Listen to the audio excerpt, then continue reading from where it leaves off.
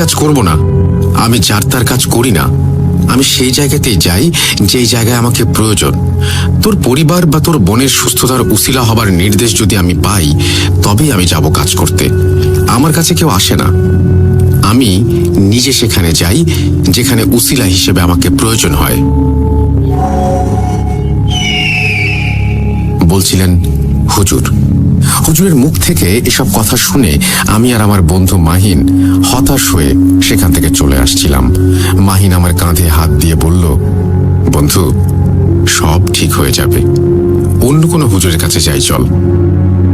আমার তখন কোনো হিতাহিত জ্ঞান ছিল না, যে যাই সাজেস্ট করছিল তাই করছিলাম, কোনো সুযোগ ছাড়তে চাচ্ছিলাম না। কি জানে, পেয়েও তো যেতে পারি কোনো সমাধান। মাহিনের সাথে মসজিদের পর মসজিদ ঘুরছি, হুজুরদের সমস্যা বলছি, কিন্তু সমস্যা শুনে সবাই ইয়া আল্লাহ বলে মাফ চাইতেন আমাদের কাছে, আর বলতেন সমস্যার কারণই আপনারা জানেন না, মাফ করবেন। এই কাজে আমি নেই। আমি আশার কোনো আলো দেখতে পাচ্ছিলাম না, কোনো ধরনের সমাধান মাথায় আসছে না, কি করব তাও জানি না আমি। মাহিনকে নিয়ে রিক্সা ডেকে বাসায় চলে আসি আমি। মাহিন আমাদের প্রতিবেশী ও আমার স্কুলের বন্ধু, আমাদের বাসায় যাতায়াত ছিল ওর প্রচুর পরিমাণে, তাই আমাদের সমস্যা ওর সবই জানা ছিল, আর তাই সে আমার সাথে থাকতো কোনো একটা সমাধান খুঁজে বের করবার জন্য। আমি আর মাহিন আমাদের বাসার গেটের সামনে আসতেই দেখি এক হুজুর আমাদের বাসার গেটের সামনে দাঁড়িয়ে আছেন। আমি তাকে পেছন থেকে দেখছিলাম, তাই চিনতে পারছিলাম না যে আসলে কে। আমার মন তখন মোটেও ভালো ছিল না। আমার পরিবারের সাথে যা যা হচ্ছে সেগুলোর জন্য মনে অনেক রাগও ছিল, তাই ভাবছিলাম যে কোনো শয়তান হুজুর হয়তো এসে দেখছে আমার পরিবারের অবস্থা আর মনে মনে হাসছে। আমি দৌড়ে গিয়ে পেছন থেকে হুজুরের ঘাড়ে হাত দিয়ে ধরতেই উনি আমার দিকে ফিরে তাকান। ওনাকে দেখে আমি ভূত দেখার মতো অবাক হয়ে যাই। আরে, এ তো সেই হুজুর যে বলেছিল যে সবার সাথে কাজ করে না, আমাদের হেল্প সে করবে না বলেছিল। তাহলে এখানে কি করছে? বাসার ঠিকানাই বা কিভাবে জানলো? আমি হুজুরের দিকে তাকিয়ে প্রশ্ন করলাম, আপনি এখানে কি চাই? সাহায্য করবেন না বলেই তো দিয়েছেন, ঠিকানা কোথায় পেলেন? উনি আমাকে বললেন, আমি কিভাবে ঠিকানা পেয়েছি সেটা জেনে তুই কি করবি বলতো? এই বাসায় যে মেয়ে থাকে সেই কি তোর বোন? সমস্যাটা কি তারই? আমি হ্যাঁ বোধক উত্তর দিয়ে মাথা নাড়লাম। উনি তৎক্ষণাৎ আমাকে বললেন, তোর নাম তো রাশেদ, তাই না?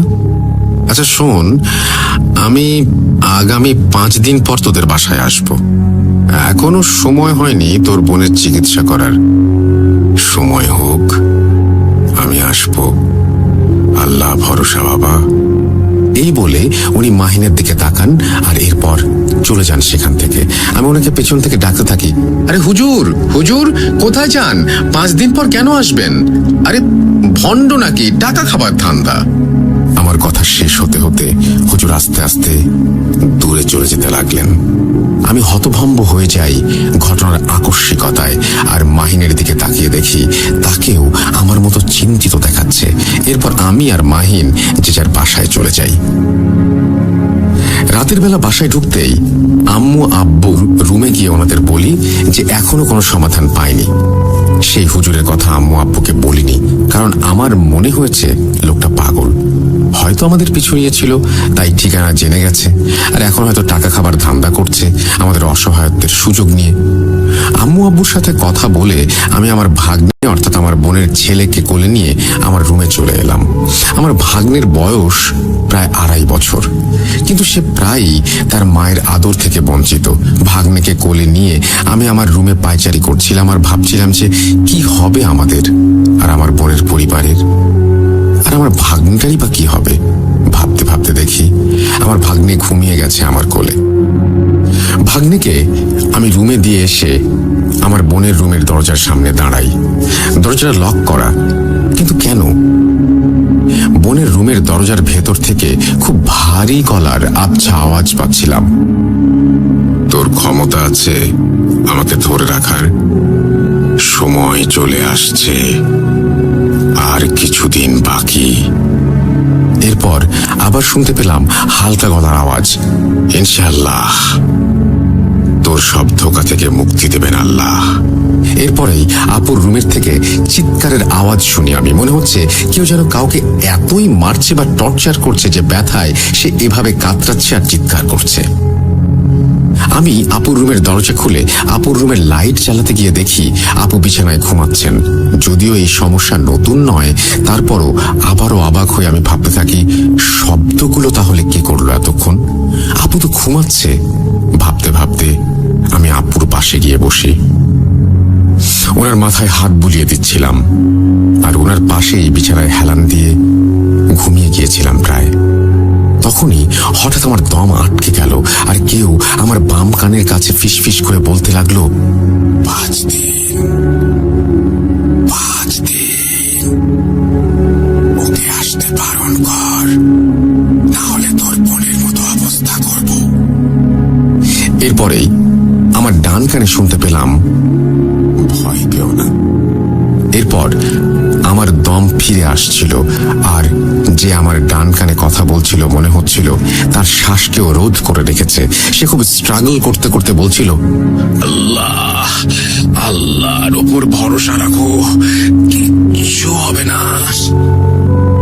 এরপর আমি আমার গলায় একটি হাতের তীব্র চাপ অনুভব করতে পারি আর চোখ খুলে দেখি আপু ঘুমিয়ে, কিন্তু ওনার হাত আমার গলায়। উনি ঘুমন্ত অবস্থাতেই আমার গলা টিপে ধরেছেন। ঠোঁট দিয়ে আওয়াজ বের হচ্ছিল, মরণ আসলে মানুষ কি করে দেখবি, এইভাবে চিৎকার দেয় যখন তার শরীরের রূহ শরীর ছেড়ে দেয়। এই বলে আপু রুমে থাকা অবস্থায় এমন চিৎকার দিলেন যে আমার কানের পর্দা ফেটে যাচ্ছিল। এরপর আমি বিছানা থেকে লাফিয়ে উঠে দেখি আমার আপু এখনো ঘুমে আর চারপাশে সবকিছু স্বাভাবিক। আমি আপুর মাথায় হাত বুলিয়ে দেই আর রুম থেকে বেরিয়ে আসছিলাম এমন সময় আপু পেছন থেকে বলল, কি কেমন দেখলি? মজা না? বল, মজা না? আমি এই কথা শুনে পেছন ফিরে তাকাতেই দেখলাম আপু বিছানায় বসে, আর উনি যখন কথা বলছিলেন ওনার মুখ থেকে কিছু ধোঁয়ার মতো বের হচ্ছিল, যার গন্ধ এত বেশি বাজে ছিল যে আমি জায়গায় দাঁড়িয়ে বমি করে ফেলি, মেঝেতে বসে পড়ি। এরপর আপু আস্তে আস্তে আমার দিকে এগিয়ে আসলেন আর আমার সামনে দাঁড়িয়ে বললেন, ঠিক এইভাবে তোর রূহ তোর ভেতর থেকে টেনে বের করে ফেলবো। যদি আর ওই পথে যাস দেখবি কিভাবে করব, দেখবি, দেখ তবে। এই বলে আপু আমার গলার দিকে হাত বাড়াচ্ছিলেন আর তখনই আপু মাঝ পথে পড়ে যান আর আমাকে সেই হালকা গলার আওয়াজে খুব কষ্ট করে বলে, চলে যাও, এখান থেকে চলে যাও, ও আমাকে বন্দি করছে, তোমাকেও করবে, আমি ওকে বেশিক্ষণ আটকে রাখতে পারবো না, তাড়াতাড়ি চলে যাও। আমি আমার শরীরের সমস্ত শক্তি দিয়ে মেঝে থেকে উঠে রুমের বাইরে বেরিয়ে যাব বলে ঠিক করি, কিন্তু নিজের বোনকে এমন অবস্থায় দেখে আমি রাগে, দুঃখে আর কষ্টে আপুর সামনে গিয়ে ওনাকে দাঁড় করাই আর ওনার দুই কাঁধে হাত দিয়ে ঝাঁকি দিয়ে বলি, কি চাস তুই শয়তান? আল্লাহকে ভয় কর, ওনার ক্রোধকে ভয় কর, জাহান্নামী, তুই কি চাস? এই কথা শুনে আপু একেবারে নিস্তেজ হয়ে দাঁড়িয়ে রইল। আমি ওনাকে এভাবে নিশ্চুপ দাঁড়িয়ে থাকতে দেখে ভয় পেয়ে একটু পিছিয়ে যেতে নিলে আপু আমার হাত ধরে আমাকে জড়িয়ে ধরেন আর বলেন, আগে শরীর চাই, পরে রূহ, আগে তোর বোনেরটা, পরে তোরটা, এরপর তোর মা বাবার। আমাকে জাগিয়ে অনেক ভুল করেছে ও, আমাকে কেন ডাকলো? আমি এবার সব শেষ। আপু কথাটা শেষও করতে পারেনি, তার আগেই উনি আমাকে ছেড়ে দেন আর আমার থেকে দূরে সরে গিয়ে হালকা আওয়াজে বলেন, চলে যেতে বললাম না তোকে, চলে যা, ও তোকে বন্দি করার আগে চলে যা। এরপর আমার আর কিছুই মনে নেই। এরপর আমার ঘুম ভাঙলো পরদিন সন্ধ্যায়। ঘুম থেকে উঠে দেখি আমি নিজের বিছানায় শুয়ে আছি, আর আমার আম্মু আমার পাশে বসা। আমি আম্মুকে গতকাল রাতের কথা বললে আম্মু কান্না করতে শুরু করে দেন আর বলতে থাকেন, রাশেদ, তুই গতকাল রাতে তোর ঘরেই ছিলি। তুই এতক্ষণ আমাকে যা বললি, সকালে তোর বোন আমাকে সেইগুলোই বলল, কিন্তু তার ভাষ্য মতে রাতের বেলা সে তোর ঘরে এসেছিল, তুই ওর ঘরে যাসনি। আর তুই নাকি ওর সাথে ওই সব কথা বলেছিস যা তুই শুধুমাত্র আমাকে তোর বোনের নামে বললি। আর তুই দুই রকম আওয়াজে নাকি কথা বলছিলি। সকালে উঠে আমি দুজনকেই দুজনের রুমের দরজার সামনে অজ্ঞান অবস্থায় পেয়েছিলাম। বল বাবা, আমি কাকে বিশ্বাস করব? আম্মুর এই কথা শুনে আমি আম্মুকে সান্ত্বনা দিয়ে বললাম যে আপুর সমস্যাটা মনে হয় আমার মাঝেও আসছে আস্তে আস্তে, জলদি কিছু একটা করতে হবে আমাদের। এরপর আমি দেখি যে মাহিন আমার রুমে ঢুকলো। মাহিন আমাকে বলল, চল, একজন নতুন হুজুরের সন্ধান পেয়েছি, সেখানে যাই। মাহিনের কথা শুনে আমি আর কোনো কিছু না ভেবে শার্ট পরে মাহিনের সাথে চলে যেতে লাগলাম। সারাদিন না খেয়ে থাকার ফলে বাইরে বেরিয়ে দোকানে বসে 2-3টা পুরি খেয়ে আবার সেই হুজুরের কাছে গেলাম। হুজুরের কাছে গিয়ে আমার খুব অস্বস্তি বোধ হচ্ছিল, কারণ ওনার গায়ে টুপি পাঞ্জাবি থাকলেও ওনার চেহারাটা কেমন যেন রুক্ষ আর অমানসিকতায় ভরা ছিল। উনি আমাকে দেখে বললেন, মাহিন আমাকে সব বলেছে, তোর বোনের সমস্যা শেষ হবে। আসলে ওকে কালো জাদু করা হয়েছে, সেটা কাটাতে হলে আমাকেও এইভাবে কিছু কাজ করতে হবে। তাই আমার কিছু জিনিস লাগবে, একটা মোমবাতি, তোর বোনের ছবি, তার ব্যবহার করা কাপড় আর তার সম্পূর্ণ নাম সহ তোমাদের বাসার সামনের এক মুঠো মাটি। আমি ওনাকে বললাম আমি সব কিছু দিতে রাজি আছি, কিন্তু আমার বোনের ভালো হওয়া চাই। এরপর উনি উদ্ভট একটা হাসি দিয়ে বললেন, কাজ হয়ে যাবে। আমি ওনাকে আগামীকাল সবকিছু দেব বলে আমার বাসার দিকে রওনা দেই। এরপর রিকশায় উঠে এমন সময় কোথা থেকে যেন গতকালের সেই পাগল হুজুর আমার সামনে আসেন। তারপর আমাকে একটা সজোরে চড় দিয়ে বলতে লাগলেন, সর্বনাশ করতে কি উঠে পড়ে লেগেছিলি তুই? তোকে বললাম না 5 দিন পর আসবো, তুই কেন এখানে এলি? আমি চড় খেয়ে কিছুটা স্তব্ধ হয়ে যাই, আর ওনার প্রশ্ন শুনে নিজেকে সামলে ওনাকে জিজ্ঞেস করি যে, আপনি এখানে আমাকে মারলেন যে? আপনি আমার পিছু করছেন টাকা খাবার জন্য? ওসব হবে না। এরপর উনি আমাকে খুব ঠান্ডা গলায় বললেন, টাকা? তুই ভেবেছিস আমি টাকার জন্য এসব করছি? তুই জানিস আমি কে? আমি একজন ইঞ্জিনিয়ার ছিলাম।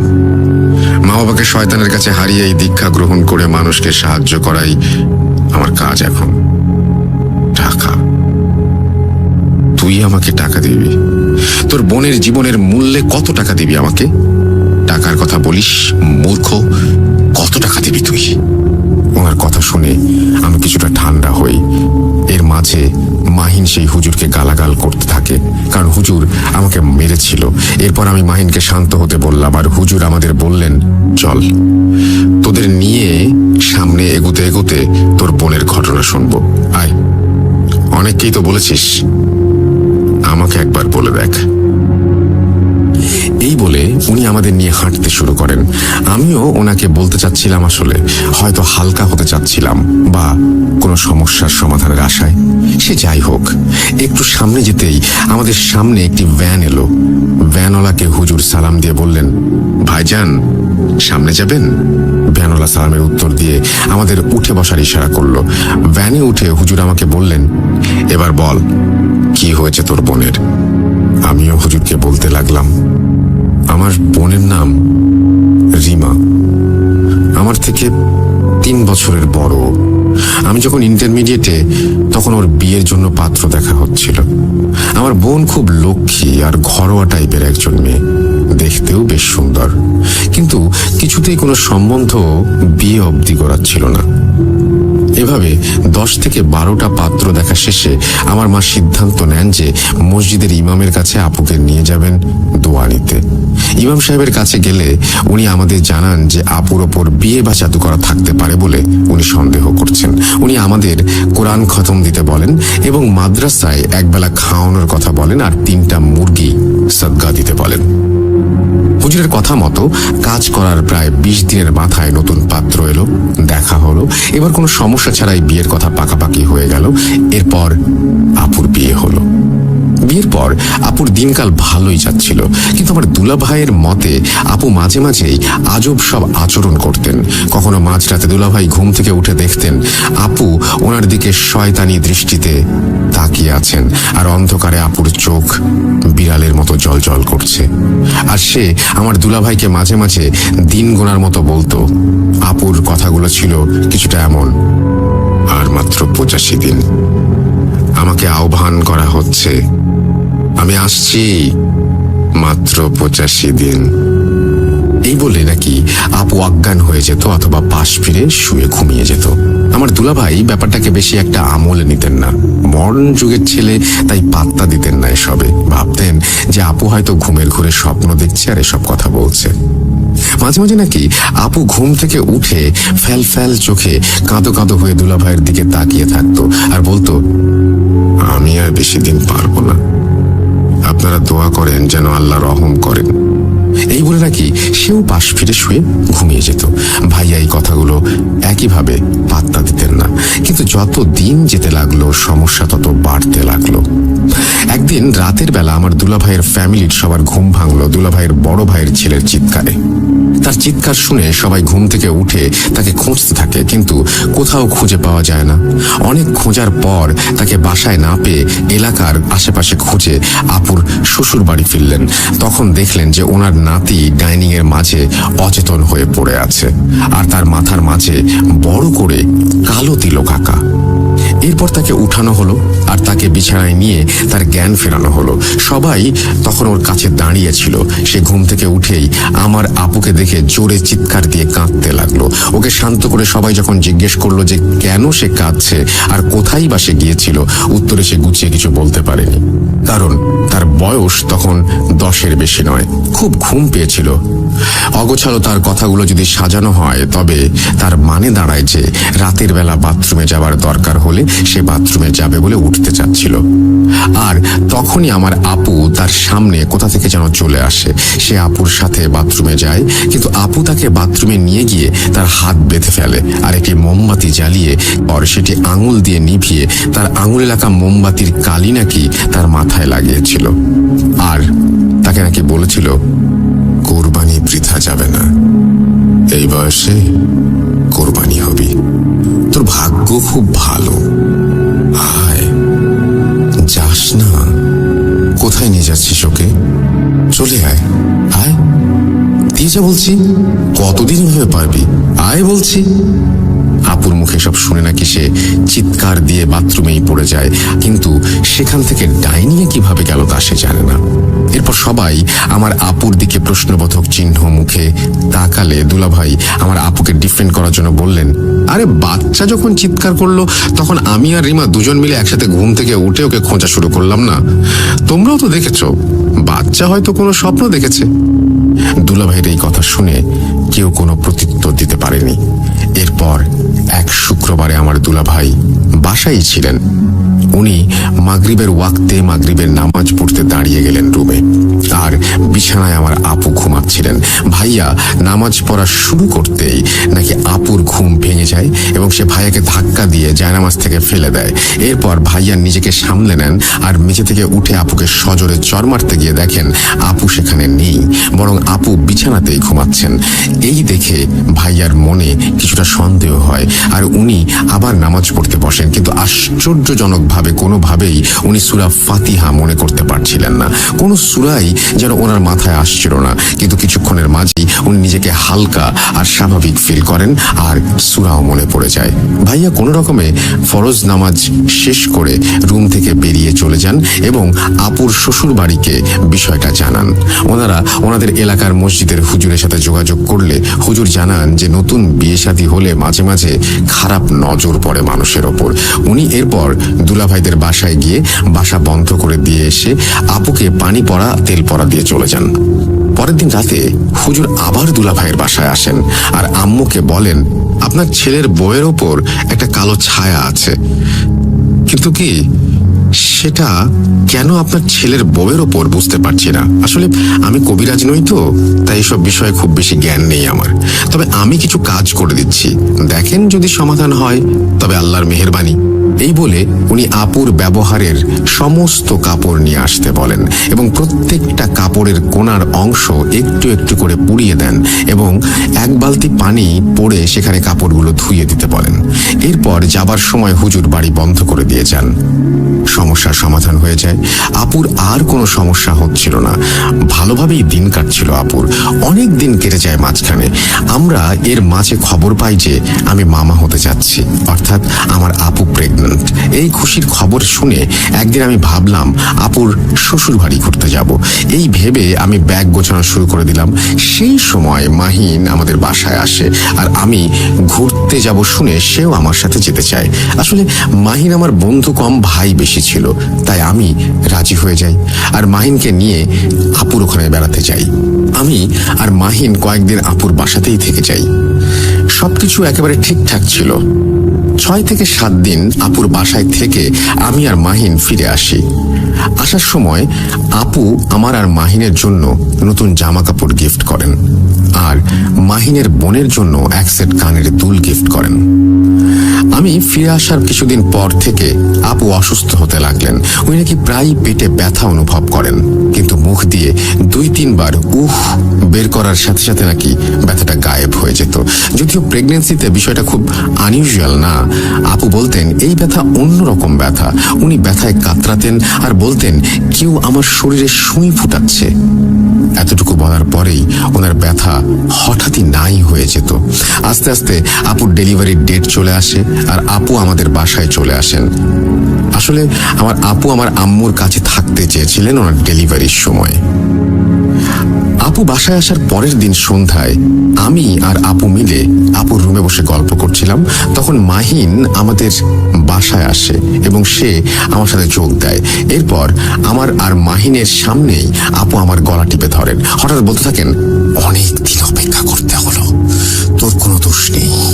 আসলে খুব রেগে আছি তো, তাই তোকে মেরে সেই রাগ আমি ঠান্ডা করব। এই এই তুই আবার এসেছিস, চলে যা বলছি, চলে যা। এই বলে আপু আমার গলা টিপে ধরে। আমার চারপাশ যেন অন্ধকার হয়ে যাচ্ছিল। এরপর আমি আমার কাঁধে মাহিনের ধাক্কা অনুভব করতেই আমার চোখের আলো ফিরে আসে আর আমি নিঃশ্বাস ফিরে পাই। আমি মাহিন আর আপুর দিকে তাকিয়ে দেখি সবকিছুই স্বাভাবিক, কিন্তু আমি আমার গলায় তখনও ব্যথা অনুভব করছিলাম। মাহিন আমাকে বলে, কিরে রাশেদ, কথার মাঝে কি ভাবছিলি? আজ যাই রে, পড়া আছে, দেরি হলে আম্মু অনেক বকবে। এরপর আমাকে আর আপুকে বিদায় দিয়ে মাহিন বাসায় চলে যায়।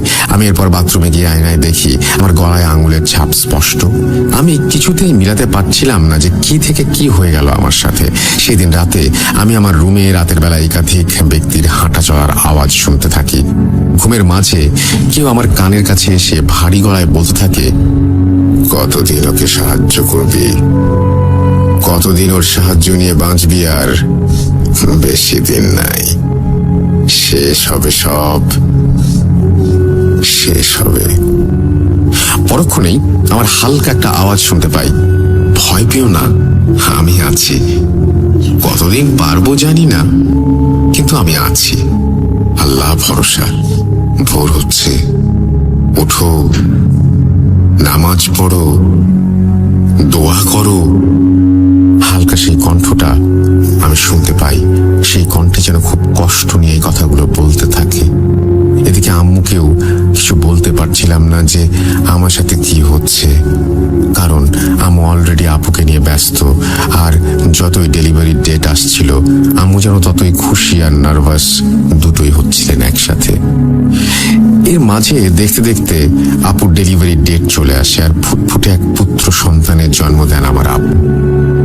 আমরা সবাই খুবই খুশি, আর দুই পরিবারের মাঝে আনন্দের কোনো সীমা ছিল না।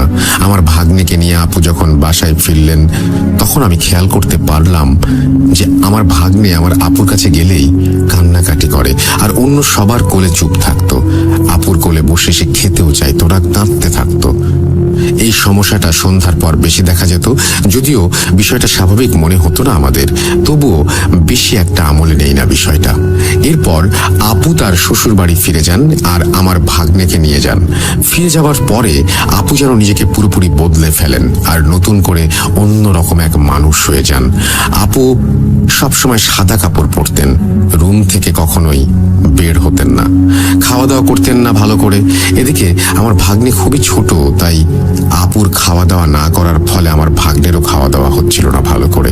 আপু তার ছেলেকে একেবারেই কোলে নিতেন না, সন্ধ্যা হলেই ঘুমিয়ে যেতেন, রাত 12টার পর জেগে থাকতেন আর নিজের মনে কথা বলতেন।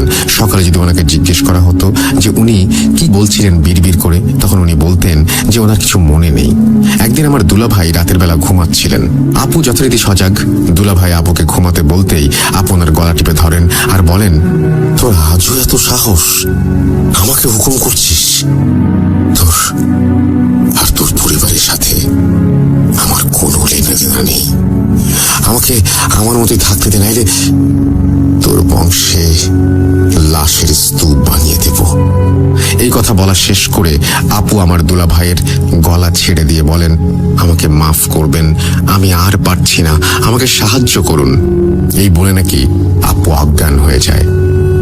দুলাভাই সেদিন রাতে আপুর শ্বশুর বাড়িতে কথাগুলো জানান আর আপুকে বর্তমান সমস্যা দেখে ওনারা আবার হুজুরের কাছে যাওয়ার সিদ্ধান্ত নেন। হুজুরের কাছে গেলে হুজুর বলেন যে আমার আপুকে ওনার বাসায় নিয়ে গিয়ে দেখবেন। পরের দিন মাগরিবের নামাজ পড়ে হুজুর আপুদের বাসায় যান, কিন্তু উনি বাড়ির দরজার ভেতর যেতে চাইলেন না। কেন যেতে চাইলেন না জিজ্ঞেস করার পর উনি উত্তর